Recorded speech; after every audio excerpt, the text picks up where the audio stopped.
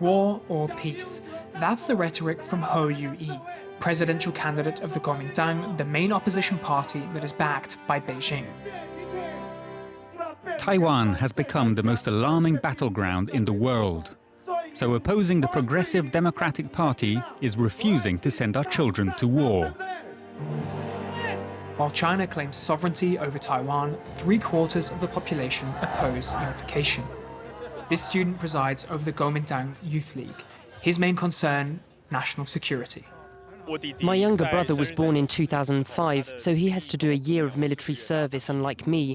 I only served for 4 months. This is a concrete example of how we feel the rising tensions across the strait. In recent years, we've seen China firing missiles, conducting military drills, very real threats. When President Tsai Ing-wen took office 8 years ago, China stopped communications with Taipei. Now, the Kuomintang, the Chinese Nationalist Party, aims to resume dialogue and to strengthen economic ties with Beijing. We shouldn't anger China. We're a small country. We'd have to defend ourselves alone. What we want is economic development, not war. But for the ruling party, Taiwan's sovereignty comes first. To them, greater economic dependence would be a step towards eventual unification.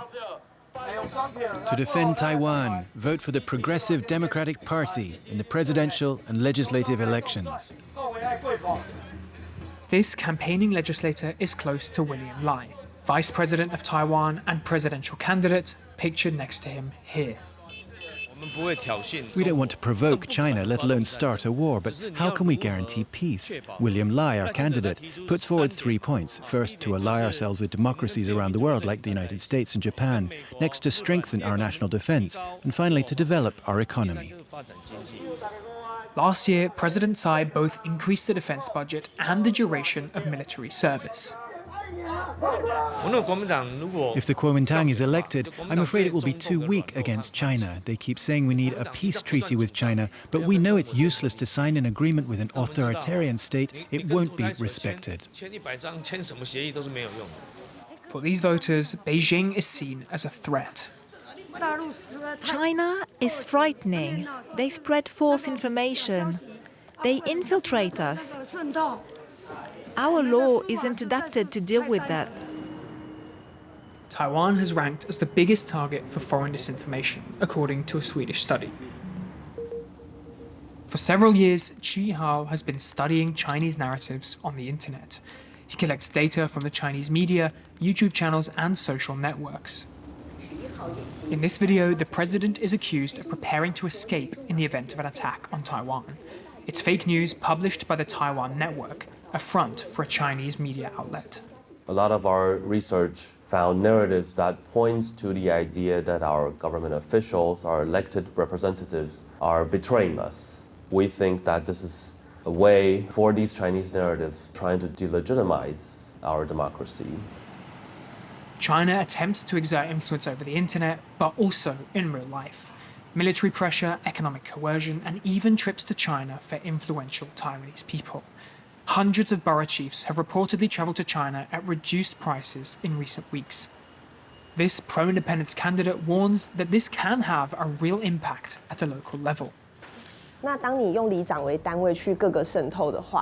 you control the borough chiefs, for example by taking them on trips to China, or by organizing banquets and lotteries with prizes, then you can also influence the whole Taiwanese population. Wu Xuntai attended a meeting with the chiefs of her borough. Under discussion, the expansion of these diplomatic offices of the United States, Taiwan's ally. That day, there was a strong reaction from the opposition, in particular a borough chief who said, "Why are Americans taking advantage of us? They're occupying our land. As I see it, this was an operation by Chinese Communist Party collaborators to sow discord between Taiwan and the United States." China's centrality in election debates, a political division that annoys these inflation-hit students. They support the third presidential candidate, Ko Wen-je. In the space of just a few months, he has come into his own with a campaign that focuses on the high cost of living. The Democratic Progressive Party puts foreign policy first, but they have forgotten domestic problems. A weak country carries little diplomatic weight. With housing too expensive and wages too low, Kuomintang rallies those disappointed by the traditional parties.